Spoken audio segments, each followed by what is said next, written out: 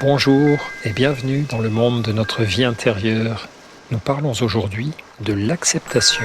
Toute la pluie tombe sur moi de tous les toits, mais je me dis qu'au fond, j'en ai reçu bien d'autres dans ma vie, que je m'en suis toujours sorti avec le sourire.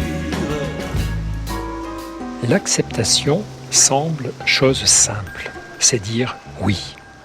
Oui à la vie, oui au monde, oui au réel. Sauf que dire oui, ce n'est justement pas si simple quand ce réel nous dérange, nous révolte, nous blesse. Nos capacités d'acceptation sont mobilisées dans de nombreuses circonstances, des plus anodines. Il pleut le dimanche alors que nous avions prévu de pique-niquer. Nous venons de rater notre train, nos enfants nous rapportent de mauvaises notes de l'école, au plus dramatique, la maladie, la mort, l'injustice. Certes, il existe des choses inacceptables, mais dans les autres cas, l'acceptation nous permet d'éviter les vaines rages, les colères inutiles, les effondrements stériles. L'acceptation, ce n'est pas renoncer ou se soumettre, ce n'est pas approuver, mais affronter ce qui est. Ce n'est pas dire « c'est bien », mais dire « c'est là ». Nous devons la comprendre et la pratiquer comme un préalable à l'action sereine. L'acceptation sans action n'est que résignation, mais l'action sans acceptation risque de n'être qu'impulsion. De nombreuses recherches montrent que le moment où l'on accepte, où l'on dit intérieurement « oui », abaisse significativement notre niveau de stress psychologique, mais aussi biologique, et que cet apaisement accroît notre discernement. L'acceptation nécessite un temps d'arrêt, un passage obligé par notre vie intérieure. Nous choisissons alors de nous pencher sur ce qui bouillonne en nous, à cet instant de frottement douloureux avec la réalité.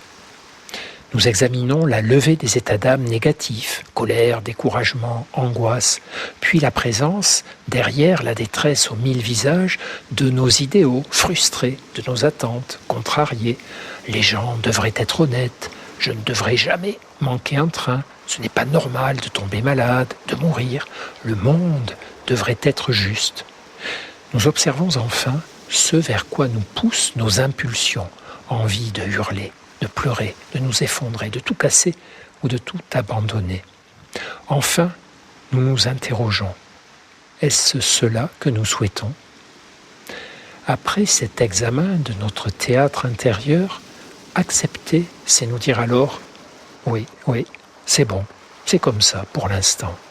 Le dire vraiment, dans sa tête, de la manière qui nous convient et qui est adaptée pour nous. Oui, ça m'agace, ça me rend dingue. Ça me met dans le pétrin, mais la vie est comme ça. Tant que vous n'avez pas trouvé la phrase, le mantra qui vous convient, cherchez encore.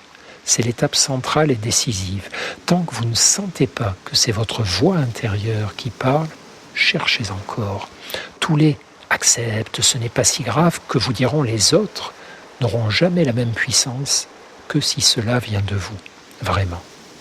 Puis, voir que faire une fois ce petit détour intérieur effectué, car l'acceptation est une forme supérieure de lâcher-prise qui s'accompagne de discernement et ouvre la porte à l'engagement, à l'action féconde et adaptée au réel, au-delà de nos réflexes et de nos habitudes. L'acceptation est un acte libérateur, elle nous libère de nos déterminismes, de nos automatismes, qu'ils soient issus de notre biologie, de notre passé.